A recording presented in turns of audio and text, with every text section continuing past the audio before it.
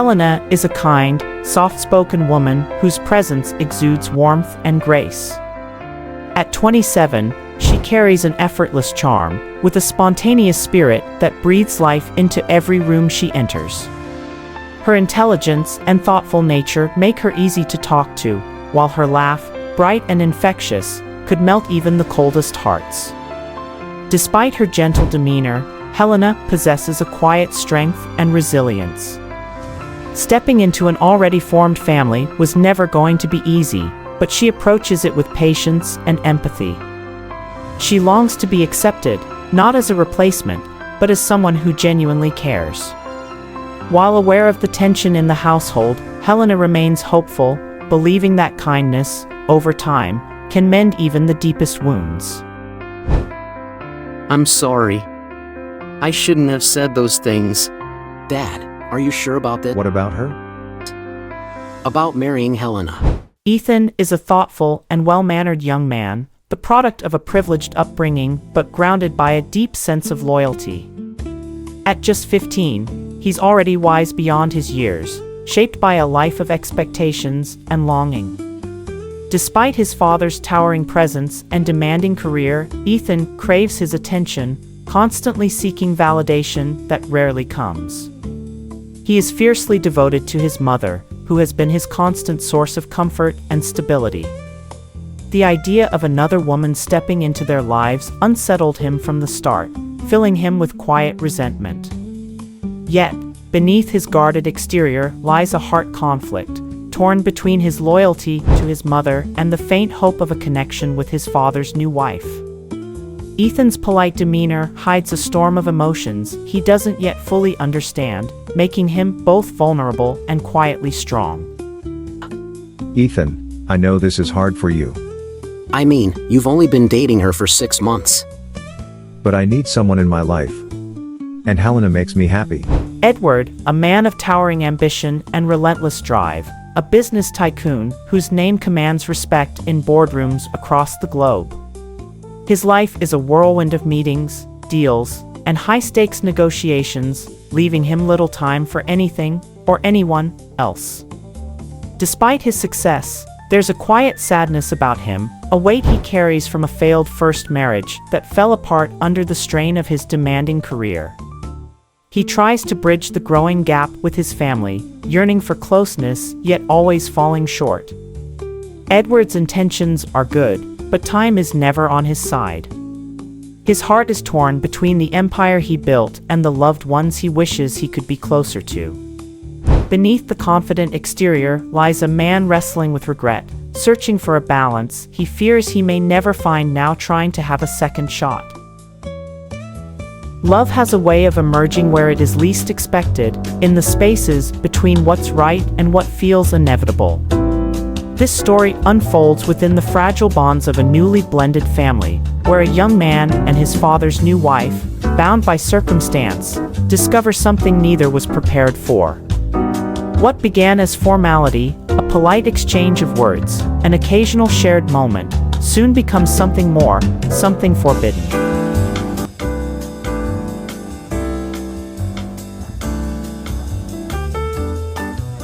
But what about Mom? It's only been 2 years since you got your divorce. What about her? What about me? What about how I feel? Ethan, I know this is hard for you. But I need someone in my life. And Helena makes me happy. But what if she's not the right person? What if she doesn't really love you? Ethan, I'm not a kid anymore. I can tell when someone loves me. And Helena loves. But what if she's just using you? What if she just wants your money? Ethan, that's not fair. Helena is an employee of mine and I know she is a good woman. She's kind and caring. She loves me for who I am. I don't want to see you get hurt again. I appreciate that, Ethan. But I'm not going to let you stop me from being happy. I'm not trying to stop you. I just want you to be sure. I am sure. Helena is the right woman for me. Okay, Dad. But if you're not happy, you must tell me. I will. I promise. Why do you have to leave so soon? Helena and I just got married yesterday. Dad, you know Mom was expecting me weeks ago. I can't keep delaying my trip. Edward, don't say that. It's important he spends time with her too. You could at least stay a little longer and get to know her. Why is your mother so selfish? She always pulls you away just when things start to settle down here. I'll be back soon. It's not like I'm gone forever. And congratulations on the wedding. I hope you two will be happy. Thank you. Means a lot coming from you. We'll miss you. I just wish we had more time. It's the first time you're going away from me. I won't get used to it. I'll be missing you. He'll be all right, Edward. Take care of yourself, all right? Call me when you land in Germany. I will.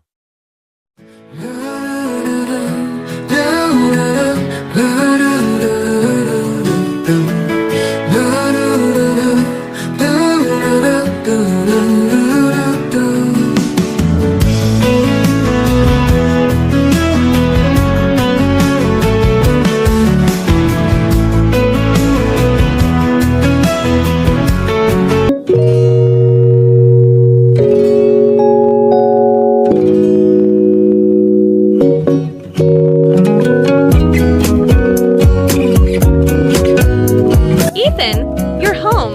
It's been so long. I'm back. Look at how much you've grown. Yeah, it's been a while. I miss the place. It's different now. I guess it feels different for you, huh? I've only been here a couple of years.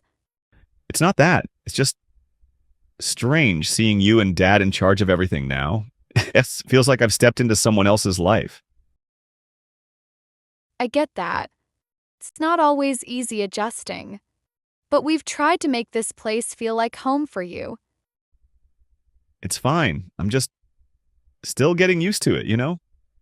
By the way, where's Dad? Oh, I'm sorry. I'm unable to inform you immediately.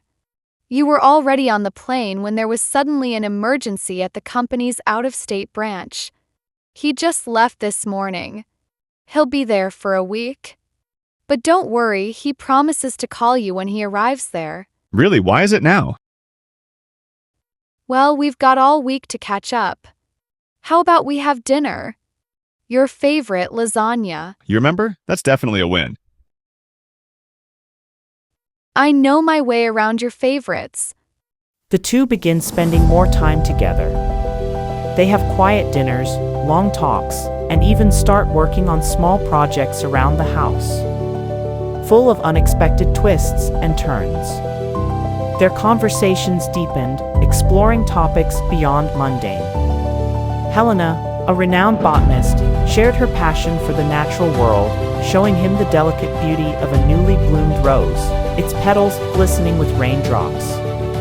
A few days passed, the line between admiration and infatuation blurred. Ethan found himself seeking her company, his heart pounding whenever she smiled at him.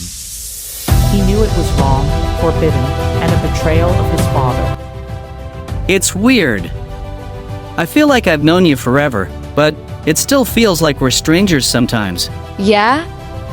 That's kind of how I feel too. It's like we've never really gotten the chance to be ourselves around each other. Maybe we could do something together. Like, I don't know, something fun? That sounds great. What do you have in mind? How about we go to that little cafe you like? The one with the pastries? We could just hang out, talk about stuff. No pressure. Yeah, we can go. I think that sounds nice. What about tomorrow for breakfast?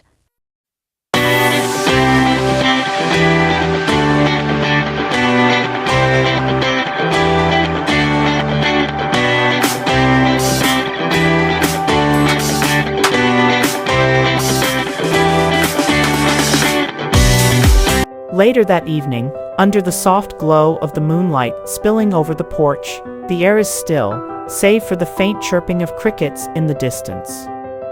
Ethan and Helena sit side by side on the wooden steps, their faces illuminated by the silvery light. There's an intimacy in the quiet, though it carries an unspoken tension that lingers like the humid night air.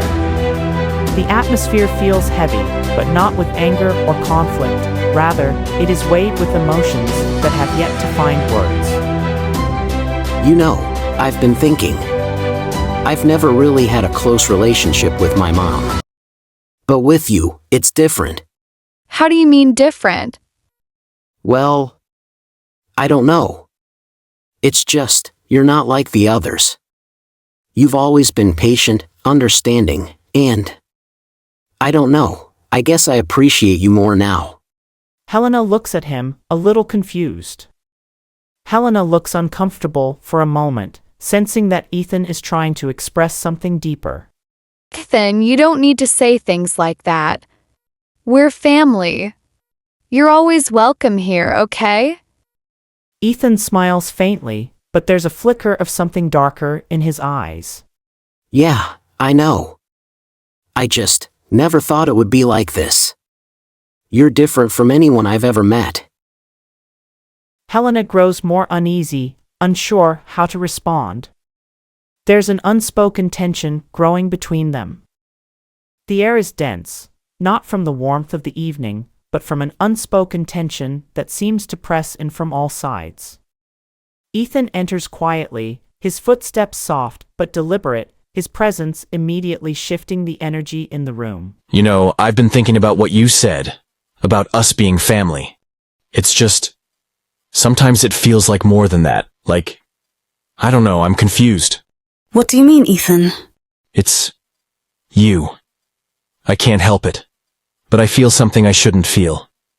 Something I'm not supposed to feel. His words are tentative, laden with vulnerability, as he edges closer to a truth he can barely articulate. The moment he says it, his feelings, his confusion, it's as though the room stops. Helena freezes, her breath catching in her throat as the dish slips slightly in her grasp, her expression a mix of shock and compassion. Then stop. This is impossible. This isn't right. I am your stepmother. I cannot. I know, but it's hard to control it. I don't know what to do with these feelings. Her breath shallow. She doesn't know how to explain how wrong this is, how dangerous it could be. Seeing the raw vulnerability in Ethan's eyes, felt a pang of sympathy. She knew he was a good man, a kind soul. But their relationship could never be. We can't Helena do this. You're like family to me, Ethan. You are just a kid. Her words are firm, but her voice trembles with the weight of the moment. She tries to reason with him, to explain the impossibility of what he's saying, but the anguish in Ethan's eyes makes it clear that he's already lost in his emotions. He presses on, his voice cracking as he insists, he's not a kid anymore, but Helena knows that no amount of maturity can change the boundaries that must remain intact. But I'm not a kid anymore, Helena. I'm not. I'm sorry, Ethan. I don't know what you want from me, but this isn't something we can't go there. The pain in the room is palpable as Helena forces herself to draw a line, her voice soft yet resolute. She apologizes, knowing her words will hurt, but there's no other way. Ethan turns away, his shoulders heavy with shame and conflict, and quietly leaves the room.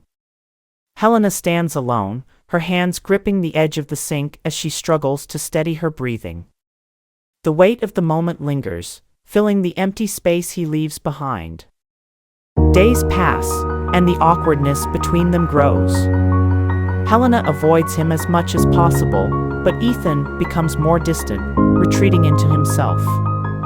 One evening, Helena decides to confront him. By evening, Helena finds herself standing outside Ethan's door, her heart pounding as she wrestles with what she has to say. The house feels unnaturally still, the kind of silence that amplifies every thought. With a trembling breath, she raises her hand to knock softly before stepping inside. Ethan sits on the edge of his bed, his shoulders hunched and his gaze fixed on the floor. The room is dim, lit only by the faint glow of a desk lamp. Helena's voice wavers as she speaks, breaking the uneasy quiet. Ethan's voice cracks as he admits his struggle, his tears threatening to spill over as he closes his eyes, trying to shield himself from the rawness of the moment. Ethan, we need to talk. I'm sorry. I shouldn't have said those things. No, it's not just that. It's everything. We can't keep pretending that this is okay. It's hurting both of us. You need to understand that. When Ethan finally meets her eyes, the depth of his pain is unmistakable. His quiet apology is laced with regret, but also confusion. Helena steps closer, her tone firm but compassionate, her words cutting through the tension like a sharp blade. She knows there's no easy way to address this, no way to undo what's been said, but she also knows they can't keep living in this fragile limbo. I don't know what to do, Helena. I don't know how to forget how I feel. I don't want to hurt you. I never meant to. I know. But sometimes, feelings aren't enough. We need to do what's right, even when it's hard. We can't move forward like this. You need to figure out your feelings, Ethan. And I need to figure out how to be your stepmother again. I don't know if we can ever go back to the way things were, but I need you to understand, this can't happen. Ethan nods, tears beginning to well up in his eyes. He looks broken. Your father is coming home tomorrow. You prepare yourself. Both of them caught in a moment of raw, unresolved emotion.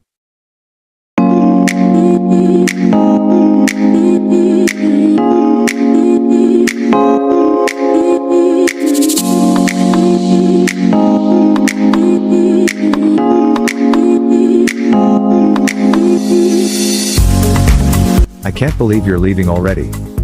It feels like we barely got to spend any time together. Dad, it's college. I have to be there before the semester starts. I know. It's just. I thought maybe we'd have more time after everything. Edward, don't make it harder for him. He's doing what he needs to do. I'll be fine, Dad. And I'll visit during the holidays. Besides, you can always fly to Germany to visit me, on your business trip there maybe. You're right. I'm proud of you, Ethan. Take care of yourself, okay? And call me when you land in Germany. I will. We'll miss you, Ethan. Thanks, Helena. Goodbye, Dad. Goodbye, Helena. Edward pulls Ethan into a quick, firm hug. There's an unspoken weight in the gesture, as though he's trying to make up for lost time in a single moment.